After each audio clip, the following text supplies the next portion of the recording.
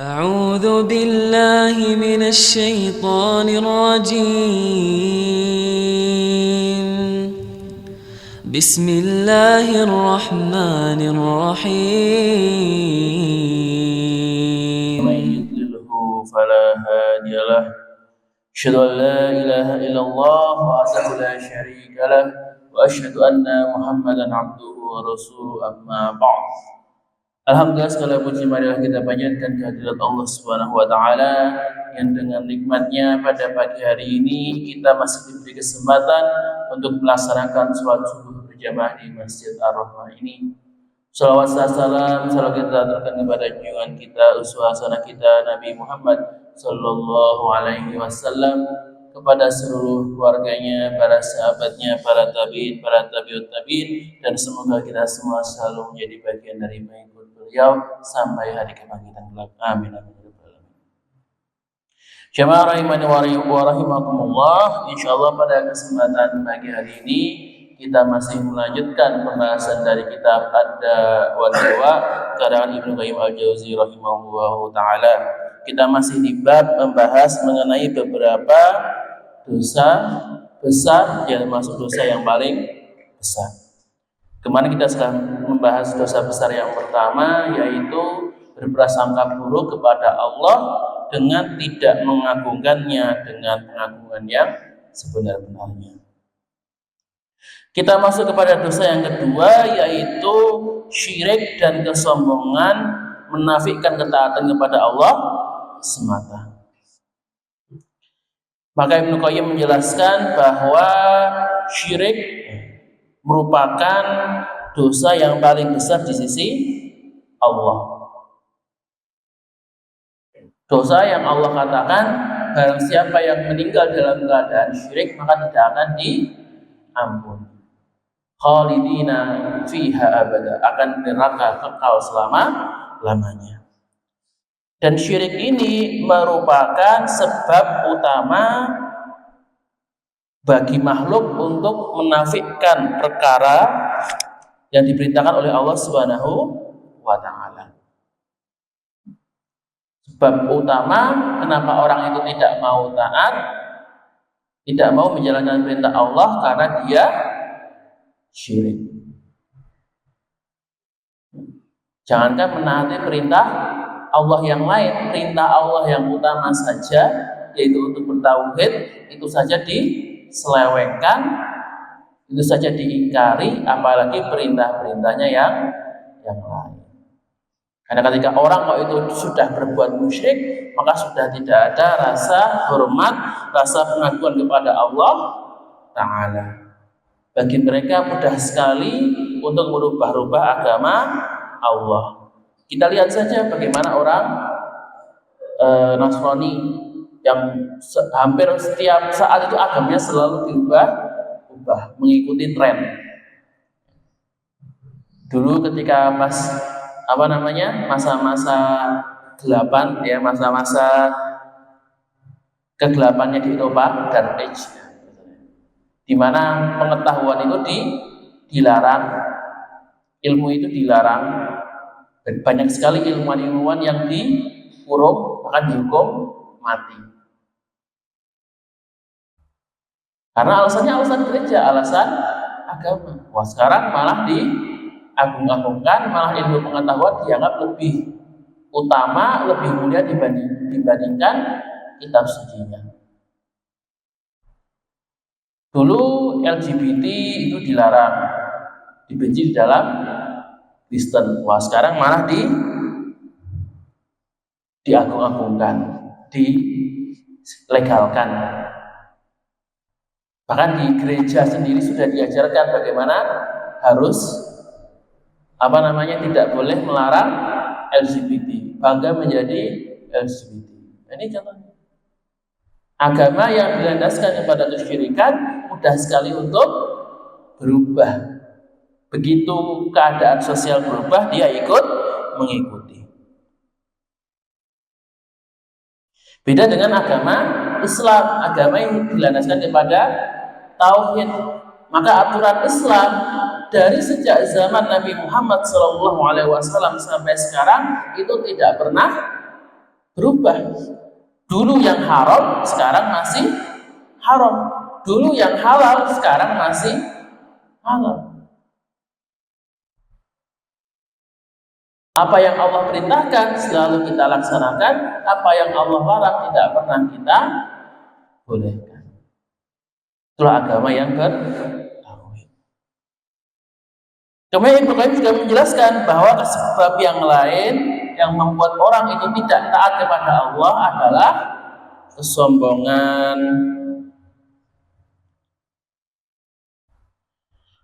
Biasanya orang itu kok ketika dia berbuat kemaksiatan, salah satunya karena dia merasa sombong, merasa tidak diawasi Allah, merasa dia itu kuat bisa menanggung perbuatannya sendiri,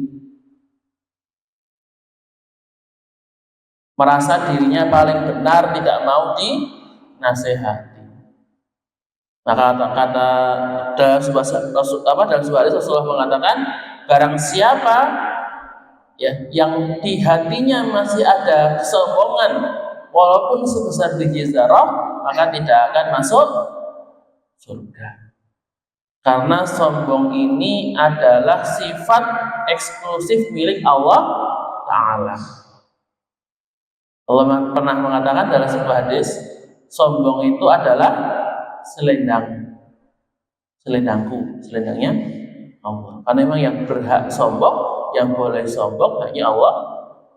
Makhluknya itu nggak ada hak, nggak punya kemampuan, nggak punya hak untuk menjadi sombong. Karena hakikatnya makhluk itu tidak punya apa-apa.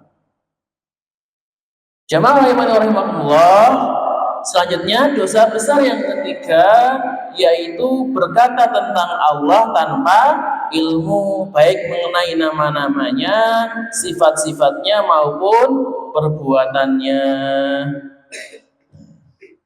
Maka termasuk perkara yang sangat merusak adalah ketika seorang itu berkata tentang Allah tanpa ilmu, membuat nama Allah, sifat Allah tanpa ada landasan ilmu, tanpa ada landasan dalil. Padahal kan Allah itu adalah zat yang gaib, yang tidak bisa kita lihat dengan panca indera kita. Maka ketika kita mensifati Allah, kita sifati Allah dengan sifat yang Allah jelaskan sendiri. Tidak boleh ditambah, tidak boleh dikurang, tidak boleh ditafsir-tafsirkan. Misalkan ketika Allah mengatakan Allah mempunyai wajah, Allah mempunyai tangan, kalau tidak ada penafsiran lain, tidak ada penjelasan lain, ya sudah kita pahami secara letterlek. Ketika Allah mengatakan yadullah fawqa aydihim, ya kita percaya Allah itu memang mempunyai tangan. Nah, tangannya Allah seperti apa? Nah, ini yang tidak boleh kita bayangkan. Yang jelas, tangan Allah tidak seperti tangan makhluk. Ketika Allah mengatakan wajhullah, maka wajah Allah tidak seperti wajahnya makhluk. Ketika Rasulullah mengatakan di sepertiga malam terakhir Allah itu turun ke langit dunia, ada orang yang mengatakan, wah berarti kan kalau bumi itu kan setiap hari pasti ada sepertiga terakhir terus, berarti Allah selalu di langit dunia terus. Jadi bagaimana? Nah, kalau seperti ini kita tidak boleh banyak bertanya. Imam Malik itu mengatakan mengenai asma, mengenai nama dan sifat Allah, beriman terhadap sifat Allah itu hukumnya wajib. Al-imanu bil asma'i wa sifatihi wajibun wa kafai dan bertanya tentang bagaimananya itu haram. Jadi kalau kita ada Allah punya sifat, punya nama yang Allah sifatkan sendiri di Al-Qur'an maupun hadis, itu kita wajib beriman terhadap sifat itu atau terhadap perbuatan Allah Misalnya Allah istiwa, al-istiwa alal arsh, Allah beristiwa di atas arsh. Istiwanya Allah bagaimana? Allah alam, Allah yang lebih tahu. Tapi istiwanya Allah, bahasanya bersemayamnya Allah di atas arsh, yaitu tidak sama dengan bersemayamnya manusia. Jangan disamakan. Arshnya Allah juga jangan dibayangkan seperti kursinya manusia, kemudian Allah duduk di atasnya, ya jangan dibayangkan seperti itu. Kan kita imani saja, tapi jangan bertanya tentang kaifanya, bagaimananya. Itu haram. Misalnya tangan Allah itu bagaimana, rupanya seperti apa, punya jari atau tidak. Nah, seperti itu adalah tidak diperbolehkan. Dan Ibnu Qayyim juga menuliskan bahwa orang musyrik yang mengakui sifat-sifat Allah masih lebih baik dibandingkan para ateis yang meniadakan sifat-sifat kesempurnaannya. Kenapa? Karena kan ketika kita meniadakan sifat Allah, menghilangkan nama Allah, tidak mengimaninya, tidak memuliakannya, maka kita seperti tidak mengakui keagungan Allah. Bahwa Allah sudah menerangkan, oh saya seperti ini loh, saya seperti ini, saya punya sifat ini, saya punya nama ini. Itu Allah sendiri yang mengatakan. Kok ada orang ini yang berani-beraninya menantang Allah? Allah punya sifat ini. Oh enggak, bukan seperti itu. Allah enggak punya sifat seperti itu. Nama Allah itu bukan seperti itu. Penjelasannya bukan seperti itu. Nah, ini kan menentang langsung Allah Ta'ala.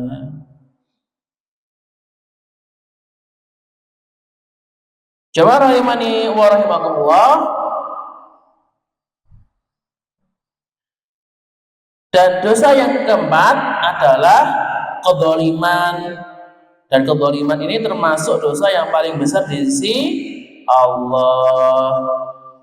Apa itu kedzaliman? Ibnu Qayyim menuliskan yang namanya kedzaliman adalah menafikan keadilan.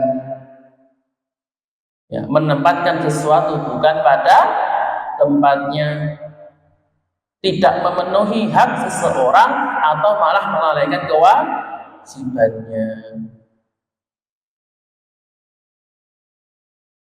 Baik kezaliman itu, kezaliman kepada Allah Ta'ala maupun kezaliman kepada sesamanya.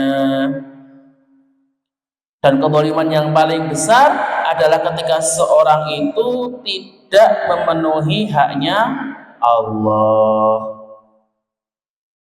Ya, seperti apa? Ya, misalnya berbuat kesyirikan, tidak mau beribadah, bermaksiat.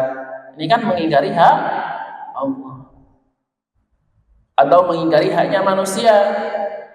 Misalnya hak orang muslim kepada muslim yang lain itu harus dilindungi, tanahnya tidak boleh diambil,